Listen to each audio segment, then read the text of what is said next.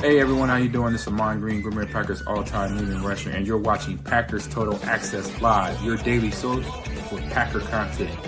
Go Pack, go!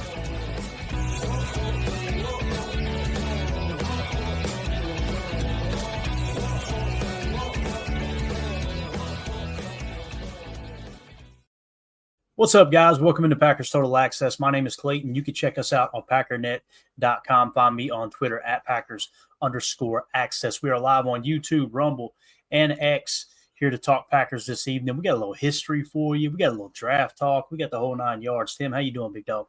Happy to be here, man. A little history segment. I like that. Let's do it. Yes, sir. It's going to be a lot of fun, man. Just doing a little digging today and come across something I think all of you guys will find interesting. Let's give a shout out to the Aggressor UFO. Hey, Clayton, I really like Torrey Horton. Him and Dobbs played together. I think I would pay Dobbs, then let Watson test the market.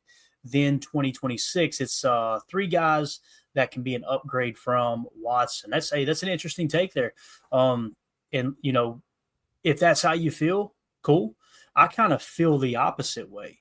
I feel like you sign Watson and let Dobbs test the market. If Watson comes back in November, trying to think of the positive.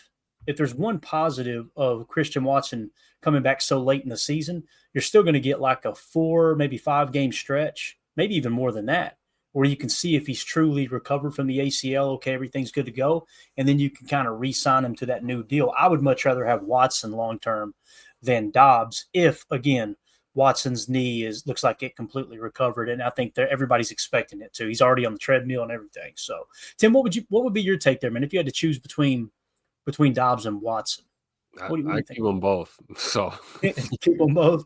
You know me, I'm a little different, but no, there's logic to both sides. I think of the argument, really. I mean, you bring up a good point.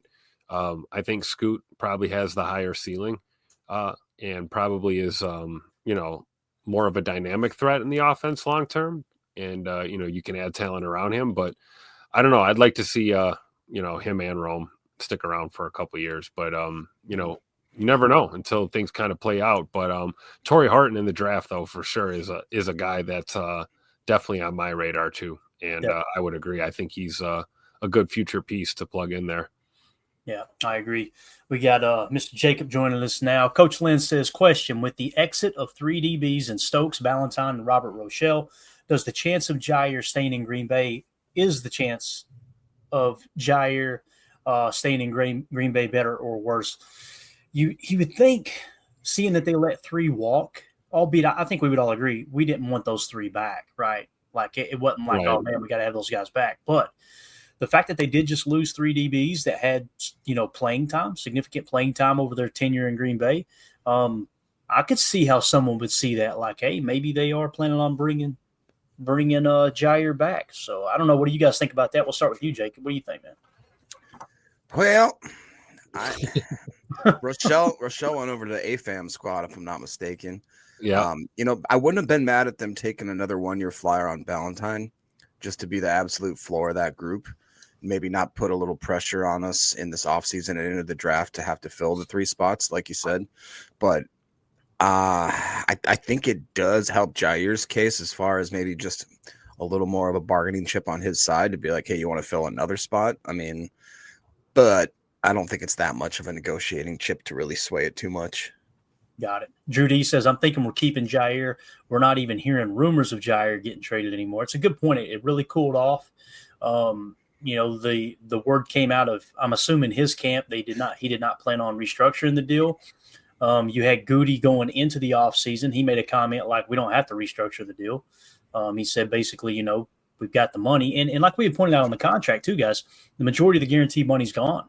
So if he's hurt, it's not like you're missing out on that cap space. You're going to get that back. So something else to take into consideration there as well. So we'll see. I think we'll find out if we get through the draft, right? Of course, I was going to say, if we get through the draft and he's not been traded, he's on the roster. And then as soon as that's over, it's like, as soon as someone has a cornerback get hurt, he may get traded. It'll be that all the way up till week 1 if he is on the field. So, all right, appreciate that, guys. That was fun little conversation there. All right, let's get to the history segment today, boys. And we're going to be talking about a gentleman by the name of Buckets Goldenberg. Buckets Goldenberg. All right, so this was really interesting. Is that a real photo? That's a real photo of Mr. Buckets Goldenberg. That's a sweet shirt, dude. So if you guys are in the Patreon group, I put a little article together in there. And, we've been signing all the articles, Buckets Goldenberg, right? That's who's writing these articles, okay? So I said, man, let's do a little digging on this guy. Check this out, boys. All right, so it says Charles Buckets Goldenberg, the forgotten all-pro of Green Bay's golden era. In the annals of Green Bay Packer history, few names evoke the rugged, versatile spirit of the NFL's early days like Charles Buckets Goldenberg. Born on April 15, 1911 in Odessa, then part of the Russian Empire, now Ukraine, Goldenberg arrived in the United States at the age of 4 with Jewish family settling in Milwaukee, Wisconsin. It was there at Milwaukee West Division High School. That's the same high school you went to, Tim, right? No. That he earned the nickname Buckets, a playful jab at his buttocks from teammates admiring his tenacity as an all-city halfback. Goldenberg's football injury journey took him to the University of Wisconsin, where he started as fullback and lineman. His college career ended abruptly in 1932 when he was dropped for skipping classes, but his talent couldn't be sidelined for long. In 1933, the Green Bay Packers came a-calling, a dream fulfilled for the Milwaukee kid who idolized them growing up. Despite offers from the New York Giants and Chicago Cardinals, Goldenberg chose the Packers, launching a 13-year career that would cement his legacy as one of the franchise's unsung heroes. It gets better, boys. A two-way force, Goldenberg. Look at that, right? Look at that mug.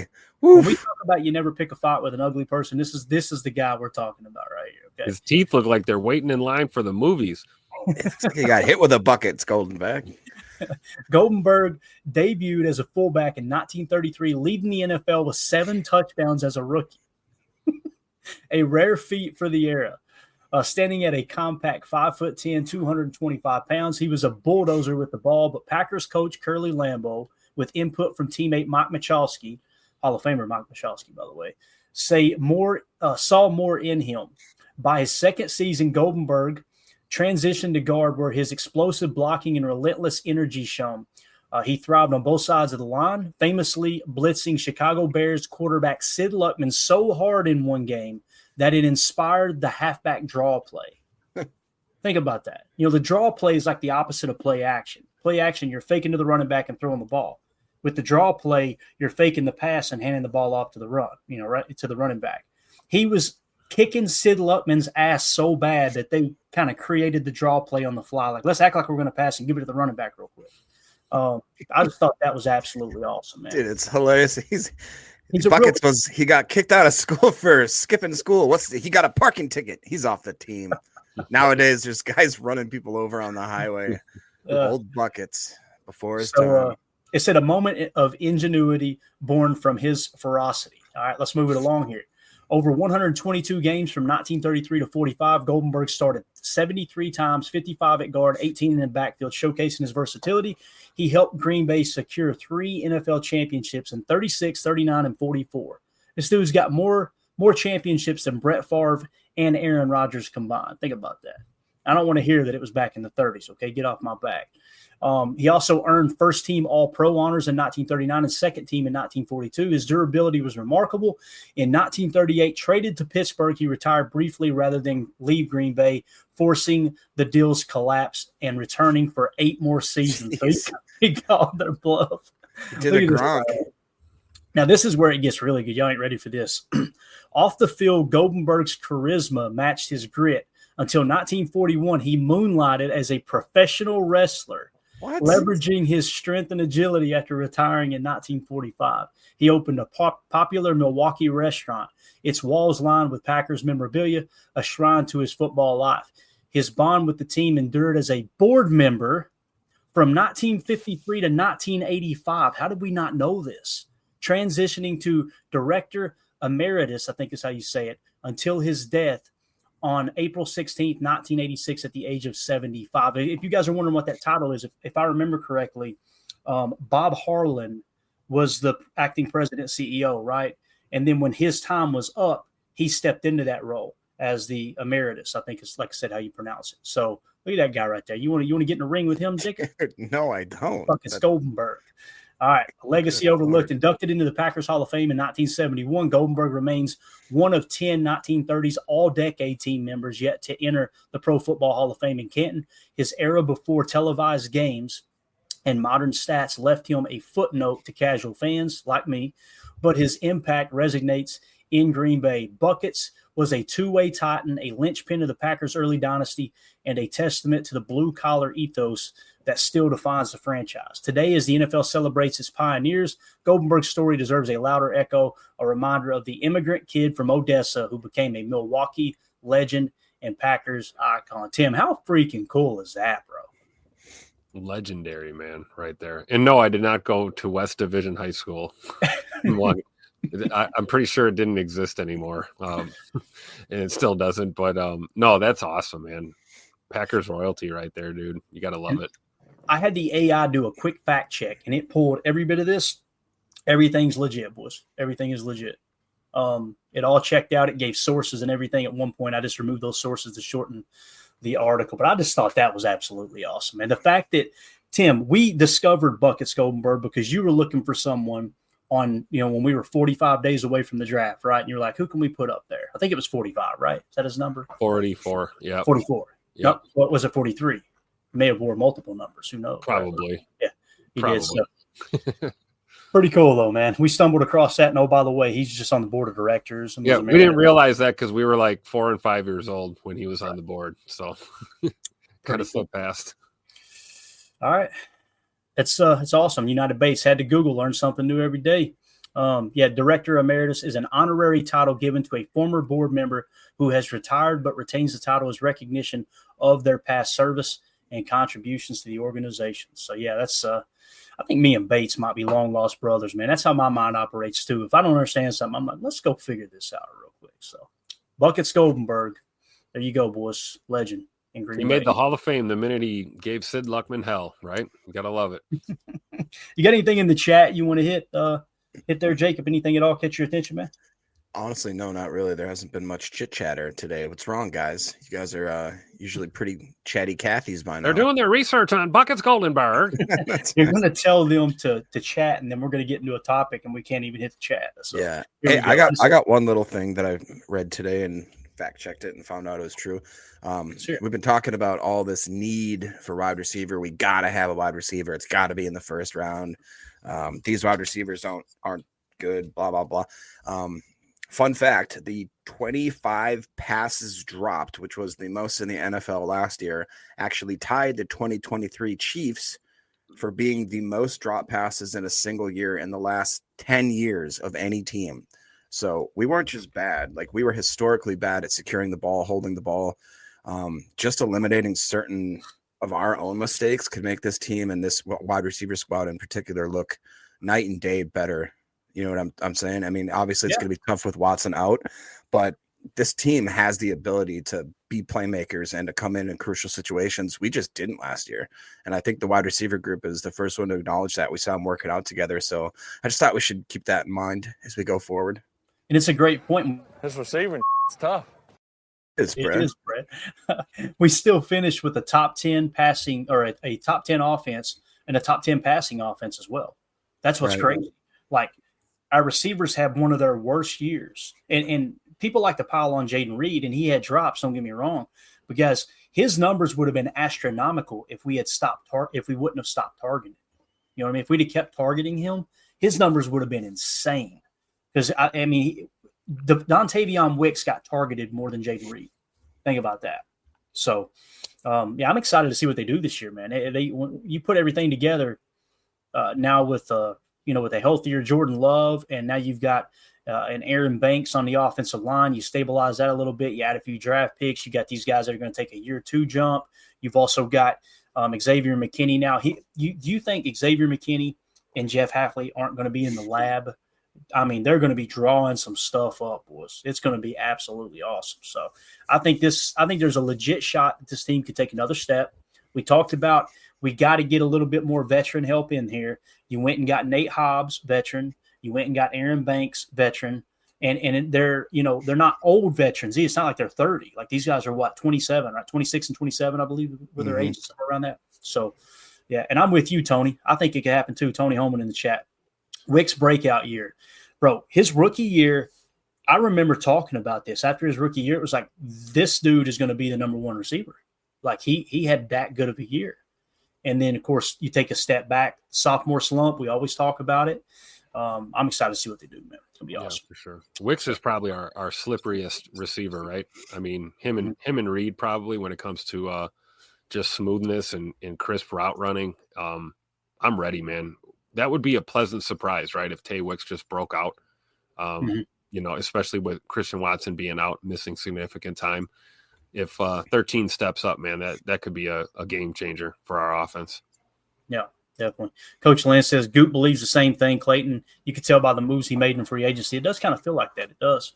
Yeah. Chris N says, didn't Reed struggle against man coverage? He was worse against man coverage than zone, but he's always been a zone beater. That's kind of been his thing.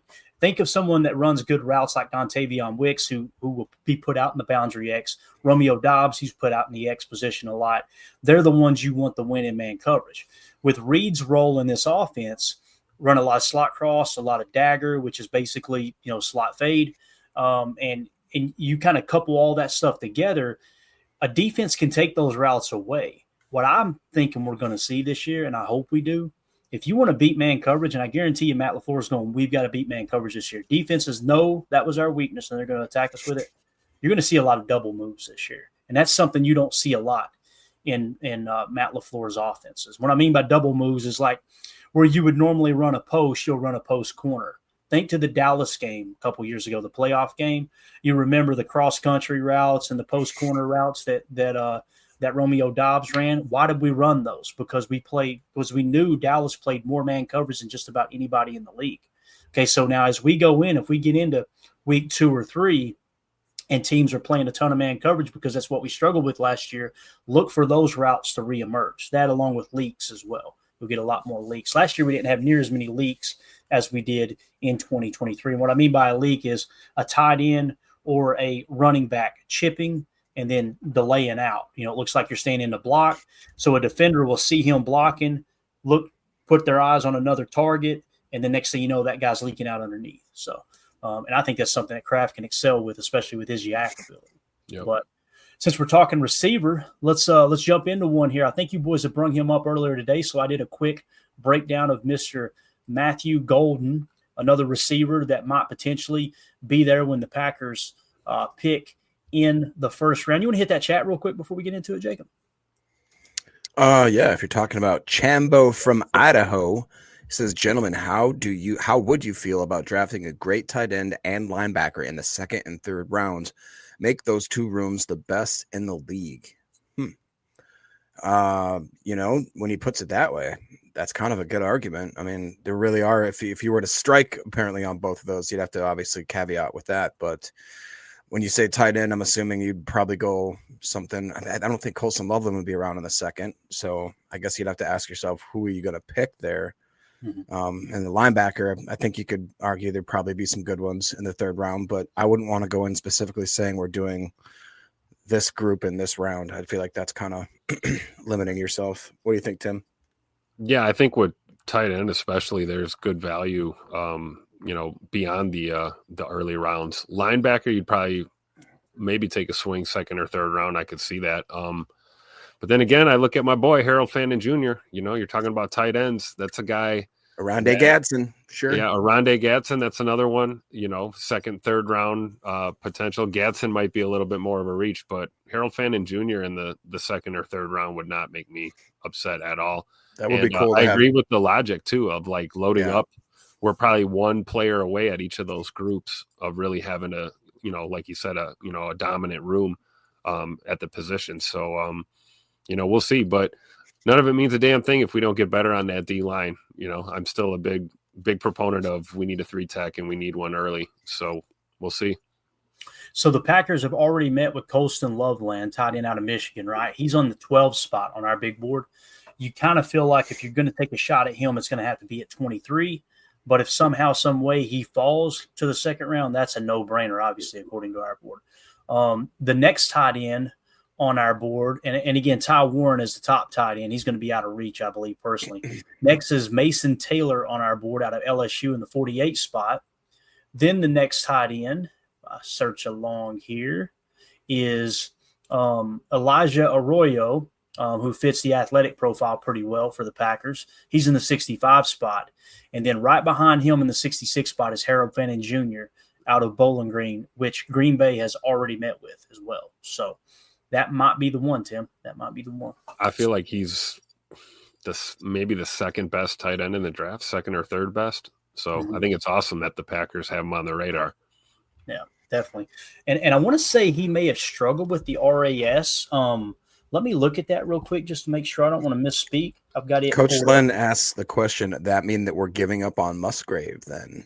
I don't know if giving up on him is the right word, but I think that would make it one of the reasons why it's the best tight end room in the league, because you got Tuck Norris, another up-and-coming prospect in Fanning, and then between him and Musgrave, it's like which one of them is going to show what they got. I think Musgrave is a much physical, more specimen than Fanning, if I'm not mistaken. But yeah, I think there's nothing wrong with that, right? I mean, a little competition is good. You know, maybe we're not giving up on Musgrave, but hey, the seat is hot. You know, it's your job to lose basically, or at least to prove that you still deserve it, and bringing in some young talent at the position. It can't hurt. Fannin is 6'4", 230 according to PFF. I don't know what Musgrave's numbers are. Yeah, you took the words right out of my mouth, man. I don't see it as we're giving up on him. I see it as, hey, bub, let's go, let's get to work. Best man wins, you know. Yep. And we know tight ends get banged up, so that sounded bad. We know that a tight end is going to get hurt throughout the season, right? That doesn't help much either. It's going to happen. Shut up, Jacob. See, this is the problem. All right, let's move along to Matthew Golden here. Don't worry, guys. Hey, Daryl, don't worry. They're not drafting another tight end. No, so okay. Well, you don't have to. That was a stupid segment. That's the end of the show, guys. Sorry, Daryl. There's no reason to even talk about it. So y'all have a wonderful Sorry. evening. We appreciate y'all hanging out with us. Oh, God. Okay, Matthew Golden. Before we dive into it, I can't tell if Chuck's being funny or not. Right? Nothing wrong with having more good tight ends. That's right. So that's right. With that name underneath your picture, it's unbelievable. Before I dive into the Matthew Golden stuff, what's your all's take on Matthew Golden? I want to get a take beforehand, and then let's kind of reevaluate at the end and see, hey, is this a guy that we might potentially look at taking in 23? Jacob. Man, Tim sounded depressed just now. I've been going back and forth on Golden. I think I said that earlier, maybe even this morning, but I just am not super impressed with the overall production and the stats. I think he is one of those guys that severely helped himself with the combine. You talked about how a lot of time it doesn't move the needle for a lot of guys, but for like 10% of them, it drastically moves the needle. I think him running that really fast 40 catapulted him above certain receivers that had he not ran that time, I don't think they'd be talking the same. Got it. Tim, you got anything to add before we jump in? I was on mute. My bad. I'm kind of the same boat as Jacob. I'm not like low on the guy, but I'm not super high on him. I can think of a handful of guys I'd probably rather take in the first round with that pick if we're going receiver early. But I'm also not going to be upset if Matthew Golden becomes a Packer. I think he fits the mold, the measurables, and a lot of the things that we look for in a wideout. So not my first or maybe second choice even, but definitely at the top tier batch of receivers though. So nobody to be upset with an early pick. I'd be happier if they were to even take a guy like Trey Harris above Golden at 23, just because I don't see the Trey Harris. You could argue is that big body with the fast, that's a possession receiver. He's graded unbelievably well. I don't see any of that from Golden. He's 6'1", has no production. I mean, he has decent production, but really no decent grades and a little bit of a drop issue. I don't get it. Oh, all right. So, yeah, we've got Matthew Golden in the 36th spot, and we got Trey Harris in the 51st spot. Of course, Trey Harris has got that size, right? Matthew Golden, he meets the threshold for the most part. Ron Sample says Musgrave is 6'6", 254. Jacob, I think you asked that. So that's a big old boy right there. So here it is. Let's get into the breakdown here by Buckets Goldenberg. Buckets Goldenberg. The Green Bay Packers under GM Brian Gutekunst target athletic wide receivers with a relative athletic score of 8 or higher. With the 2025 NFL Draft approaching, Matthew Golden's standout combine performance has scouts buzzing. Does he fit Green Bay's mold? Let's break it down. So, quick refresher. In terms of Gutekunst's threshold, you're looking for it's somewhat flexible at height, but you're looking at 5'11" is kind of that range, starting point, if you will. Weight 187 to 208. 40-yard dash, a sub 4.6. We talked about it earlier. They really like to lean on sub 4.5, but sub 4.6 to get it done. 10-yard split of 1.60, 20-yard split of 2.6. You got a vertical jump of 35 inches or better. Some places say 36 is the mark. Others say 35. Arm length 31 to 32 inches is typical. Hand size 9 to 10 inches, and wingspan of 76 to 80 inches is pretty common. So how does Matthew Golden stack up? He's 5'11", check it. 191, check it. 4'9", 40, check it. 10-yard split, 20-yard split. Vertical jump is the only thing that doesn't check the box because it was not reported. However, it says it was assumed at 35 inches. People think he could jump about a 35-inch vertical, which would clear the mark, obviously. Arm length 30 and 5/8 inches. Hand size 9.5 inches. So the arm length is a little bit off, right? A little bit less.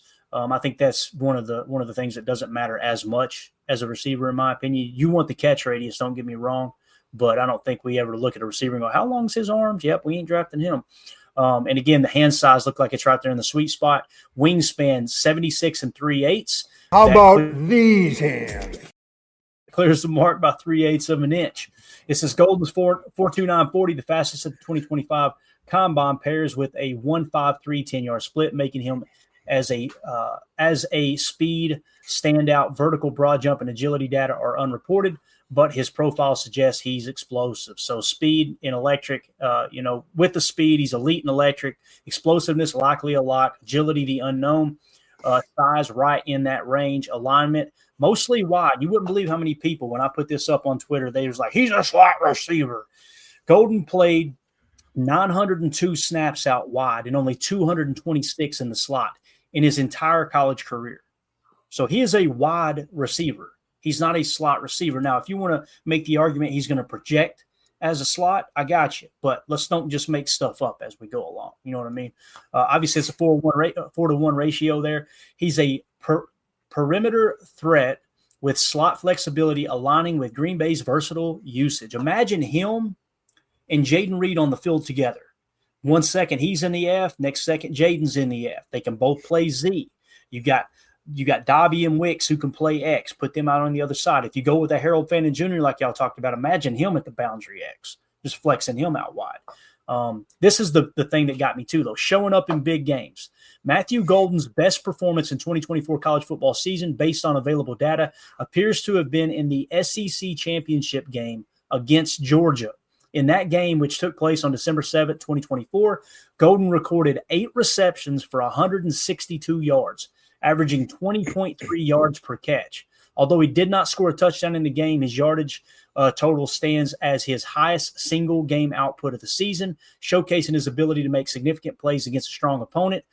Texas ultimately lost to Georgia in this matchup, but Golden's performance was a highlight. So the verdict is Golden's speed and burst are elite. His size works, and his unreported metrics likely meet the Packers' 35-inch vert and RAS of 8+ standards. He could be a fit at pick 23, fast, versatile, and primed to spark the offense alongside Watson and Reed. Full combine results could seal the deal. So after that, has your opinion changed on him at all with all that information? We can scroll up or down, anything y'all want to see. The thing that got me was also the SEC championship game. It's like, that's a good sign when someone steps up that big in a big time game like that.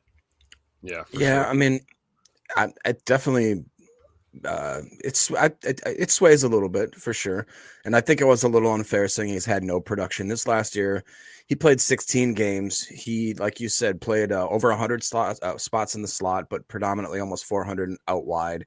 He almost cracked 1,000 yards, had 987. He had 17 yards per reception. That's pretty darn good. And he had 9 tuds. So this last year, he definitely put it together. And I'm sure they're talking stat-wise that Georgia was his best game. But the week after that, I think that's the Sun Devils, he had an 88.9 game, which was by far his best game of the season, graded out elite, and then had a really great game against Ohio State as the last game as well. So played good in big games. That's cool. Yep. Tim, any other thoughts here, sir? Just under 1,000 yards last year. I think you're right, Jacob. I mean, just looking back to 2022, obviously he was hurt in 23, missed some games. Looks like he's starting to put it all together. So I think there's a legit argument for him to be in that conversation. I don't think it sways me off my opinion that there's a few that I like a little better. But again, this is not a guy you're going to be upset, joining your football team. And I think, maybe the 5'11" listing rather than the 6 foot. I've seen him listed at 6 foot on a couple of different sites. Mhm. Maybe he gets, assigned that he's a slot guy just because he's, sub 6 foot and under 200 pounds. I think a lot of guys get kind of typecast into that role. And, we've had that conversation with Jaden Reed, oh, he's a slot guy. No, he's not. He can play anywhere on the field. So I think a lot of times guys get lumped into that category based on their measurables. And, I think you look at his measurables combined with what we just went over statistically, like clearly he's a good draft pick. I would assume that, he's probably not going to survive the first round. And if he does, it'd be very early in the second that he'd be off the board. Got it. J. Cole says there are people who believe Golden is better than McMillan. I want to say, and I don't want to misquote him, I think Jake said earlier this offseason, Jake Shavink, and you guys know he dives into the draft as much as anyone. He said Matthew Golden was wide receiver 1. I remember him saying that at one time. I think he And did. it was Yeah. like, whoa. Yeah, so that I don't think that's too far off. Prince says Reed and Golden outside with Hardman or Melton in the slot, all 4.3 40 guys. Think about that. That would be wild. That'd be crazy. Kill him with speed, man. And then you get a little Z motion, not just F but Z.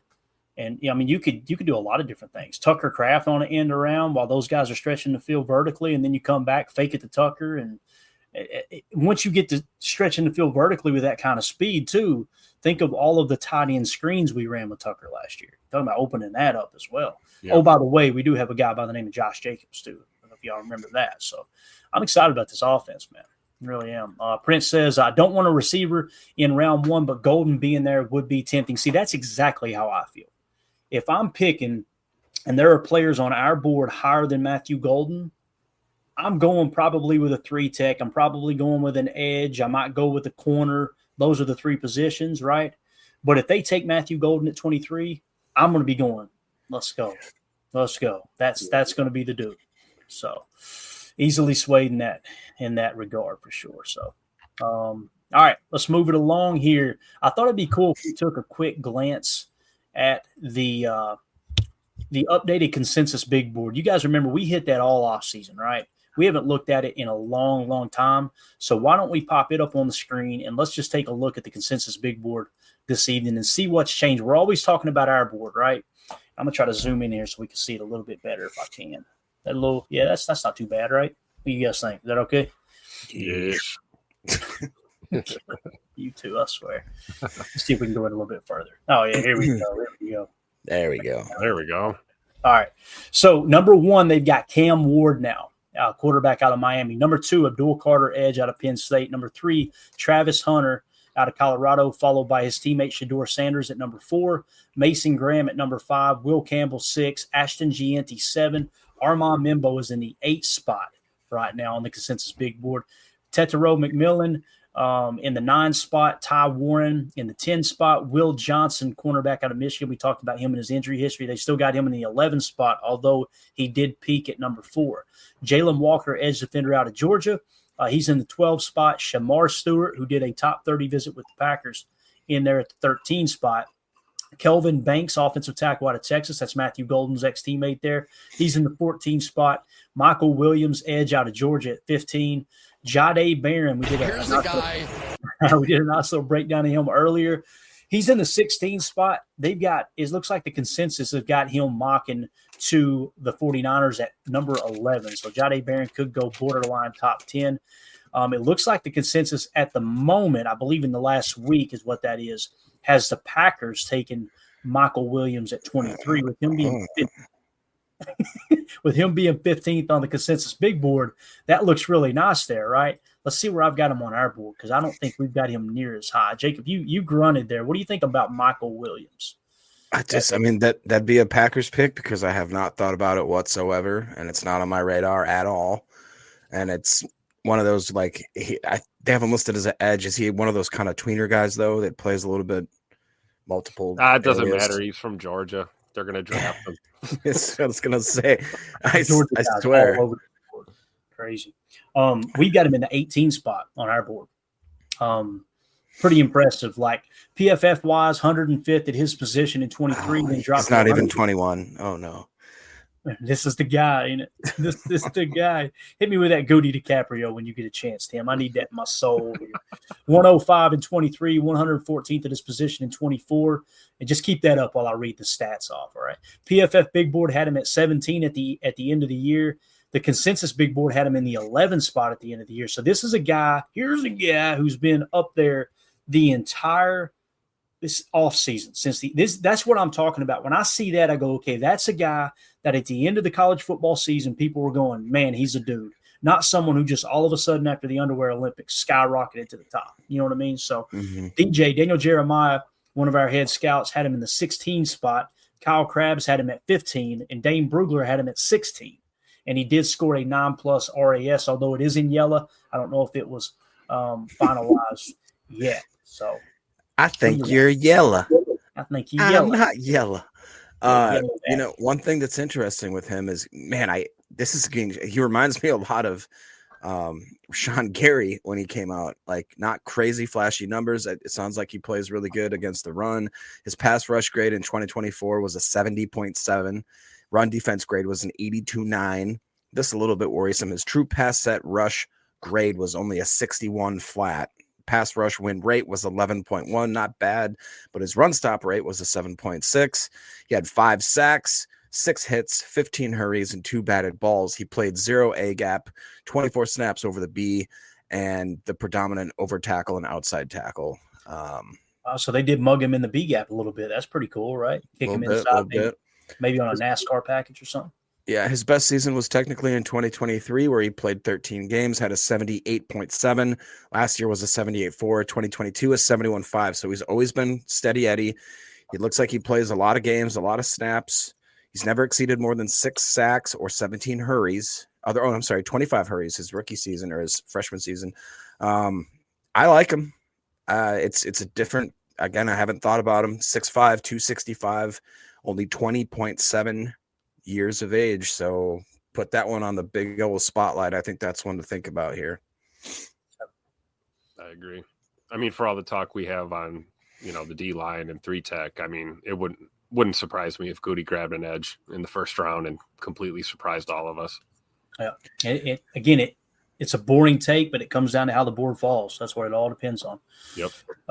So again, Jahdae Barron at 16. Jahad Campbell surprises me that he's still sitting there in the 17 spot after the injury, and them talking about him probably being out most of the year with the torn labrum and having surgery right after the combine he had surgery.